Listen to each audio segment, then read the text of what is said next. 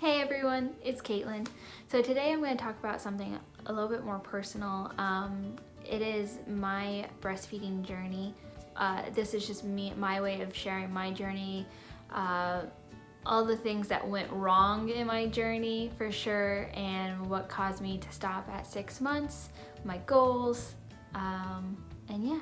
So just want to put this out there. Nothing wrong with formula feeding. I formula feed Clara right now. I never had anything against it in the start, you know. I just wanted to see if I could breastfeed, like that was my goal. 1, saves money. 2, I want to be able to provide that if I can to my child. If not, then supplementing is perfect. So yeah.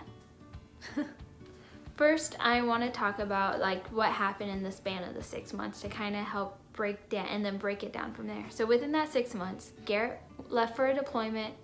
I moved back to Iowa. I moved back to Florida. Then I moved back to Iowa. Then I came back to Florida. Then Garrett came home from deployment. In that 6 months, we had Thanksgiving, Christmas, New Year's, Valentine's. We traveled down to Oklahoma to visit family, came back. And a lot was going on, a lot of winter storms, and then we had the coronavirus pandemic hit. So it was a lot going on in a 6 month time period for sure for me. The first 3 weeks was all right. That's when Garrett was home with us. I knew I wanted for her to be able to take a bottle as soon as possible, just so I had the option if I was done breastfeeding that I wasn't gonna have this hard time converting her. So she took to the bottle instantly. We had no problems with that, but I still focused on breastfeeding her. Like I didn't give her the bottle unless I needed some sleep, needed some rest, take a break. Then Garrett would feed her with the bottle at night or during the day while I was sleeping. So the first 3 weeks went pretty smooth. She'd spit up a lot, acid reflux. We didn't really know if that was something to be concerned of at that time. We were just kind of reading off things and being like, okay, you know, this seems common, like it's not abnormal. So no worries. Garrett left for deployment. That was very stressful. You know, that couple of days leading up, we were getting ready for me to head back to Iowa, for him to leave for his deployment, and all that craziness. So the day of his deployment, my parents were down and they took Claire and I up to Iowa to stay with them for his deployment time. Didn't have Garrett for all the holidays, which, you know, is sad. And I'm a person where stress affects my body, and so that would affect my milk production. And once we got to Iowa, the traveling also affected my milk production to where I was making very little. So we did have to supplement her on formula for about a week. Then I was able to build up and we were fine. However, I overproduced, and I think that's what caused her, I'm not saying that's what caused her to be colicky, but I think that was definitely a part of her being a colicky baby. I will do another video on our experience with colic, all the things we tried. I have a huge list. It was a tough 3 months. The first 3 months of Claire's life was really rough for me and her both, and probably for my mom and my family, because my mom would be helping me do squats at night, because that was the only thing that would make her stop crying, would be squatting. And we would just pass her back and forth, and I'd be like trying not to cry because I felt like I was failing, and it was definitely an emotional roller coaster. And I'm not normally like a super emotional person, so it was rough. It was not fun, not at all. The stress of the deployment affected my milk production, and I just realized like throughout that 6 months I started getting less and less and less. So I started implementing, I tried to do the power pumping, which would help. It helped the first time. The second time I tried doing it, it didn't make a difference. So I think it depends on where you are and how far you've gone with your breast milk going lower. Because I was doing YouTube videos, Pinteresting how to increase my milk supply. I was eating certain foods. I was not eating certain foods. Like I was really trying to be able to produce for her. And I kind of came to a point where I'm like, okay, you know, this just isn't meant to be. I'm just still gonna try to make it to that 6-month mark, even if she's only getting fed twice a day from me or once a day from me. Like, at least that's a little bit more that she's getting, and then we'll just do formula from there. Another thing that I think contributed to my declining supply is very little sleep. Between trying to stay up so I could talk to Garrett, waking up early with Clara, and then like stressing about everything I had no control over, like I think that I was tired. I just fell out of it a lot. I wouldn't say I was depressed. I don't think I ever got to a point where I was just, I didn't have like the baby blues depressed. Like I didn't have that kind of issue going on. I had more of like, you know, I miss my husband, I miss my home. I wish it wasn't like this right now. I feel sad for Clara, I feel sad for Garrett. But with the colicky aspect for that first 3 months, she always seemed like she was in pain. I think she had a lot of gas. And so I tried a bunch of different things. As I said, I'll go through another video with. And that was hard for her too, I think, when it came to like feedings and stuff, because she would eat, but then she'd be in pain, and then we would try to figure out what to do.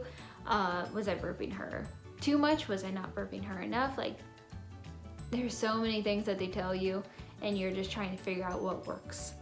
And that adds to the stress, and it adds to the issues, and then you're like, oh well, this is the best I can do right now. So, and I did the best that I could do. And something that also happened in the breastfeeding journey was Claire developed thrush, but it's just a little medicine I had to give her after every feed, and to just kind of get rid of it. I think it's like from what I remember on the internet, they kind of like refer to it as a yeast infection in the mouth. So that could have been causing her some pain during the colicky aspect of everything. She didn't get diagnosed with it though until after the 3-month mark, where things were fine. Like, once we pretty much hit that 3-month mark, things went a lot smoother.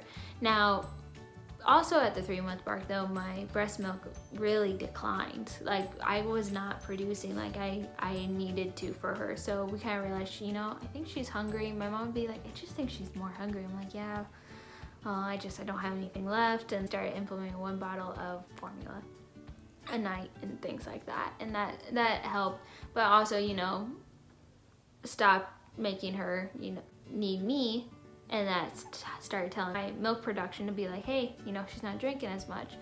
And I think it's hard because I don't want to starve my baby. I'd rather give her formula than make her just wait it out until my milk come in. But it's also hard to be like, well, your milk can't develop because it doesn't realize that it needs it, because you're not forcing your baby to feed at this moment. So I would try to like feed her first and then give her the formula, but it wasn't working like that for me, and I'm okay with that. You know, I've accepted it, and that's just what happened.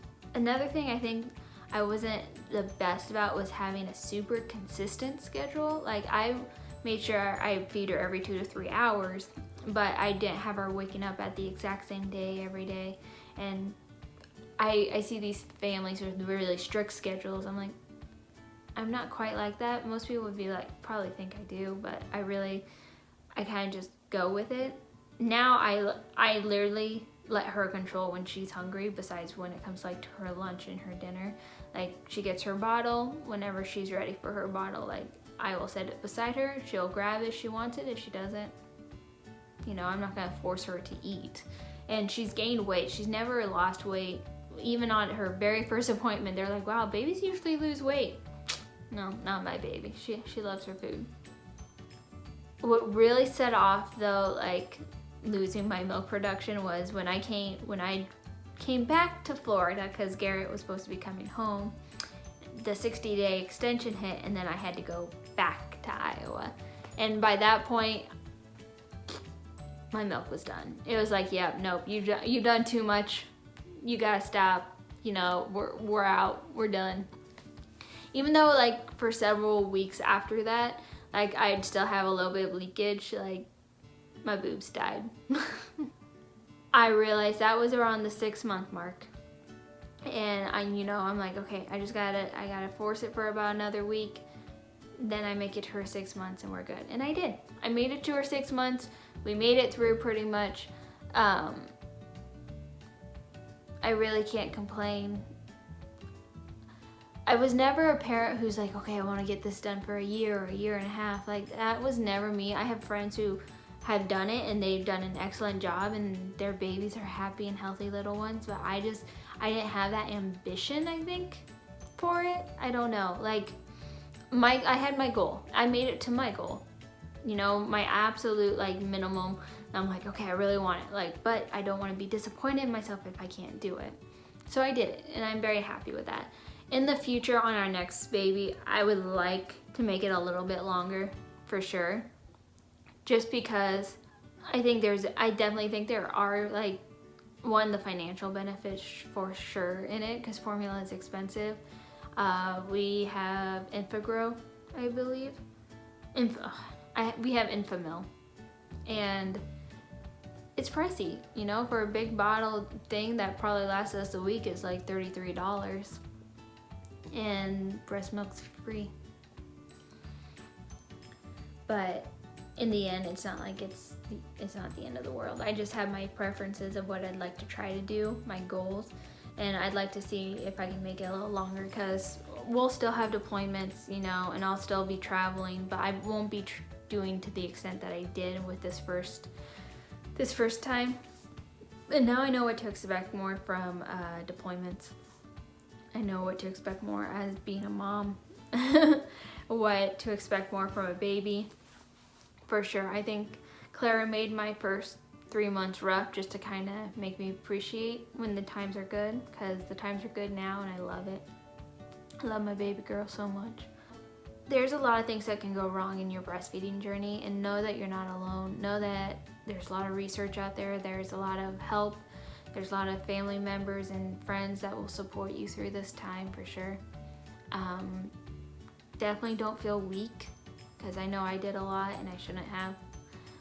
Make sure you have a supportive partner, because that helped a lot too. Having someone who reminded me how great of a mom I was and how I was doing all of this without him. And although it's true, it was still really rough, but you make it through. You do. This is just kind of my way of warning you, like, that's what happened to me with the things that were going on in my life. And if you can make your life a little less stressful, do it. Do what's gonna make you happy. Do what's gonna be best for you and your baby for sure. I did what was best in the long run for sure. I wouldn't change anything. That just happens to be how my body responded to the choices I made. It was something I was willing to do. For our safety, for our sanity, for our happiness overall, versus whether or not my child's breastfed or formula fed, I'm going to choose the overall happiness and healthiness and contentment and experience. This might reach some moms, this might not be anything new, this might be really boring, I don't know, but I wanted to just kind of share what went wrong in my journey, but we still came out on top, and I'm pretty happy about it. I can't complain. So thank you so much for watching. Please like and subscribe. I'm trying to get out a video every week. I'm going to try to move up to 2 videos a week. I have some cool ideas. A lot of my, just to let you know, my channel evolves around pretty much being a mom, stay-at-home mom, stay-at-home wife, and I'll probably have some creative house stuff around, just kind of all around it, My life's at home now. Don't know how I feel about that all the time, to be honest. I miss working, but this is a fun little hobby for me to do. So yeah, awesome. I will see you later and have a great day. Bye.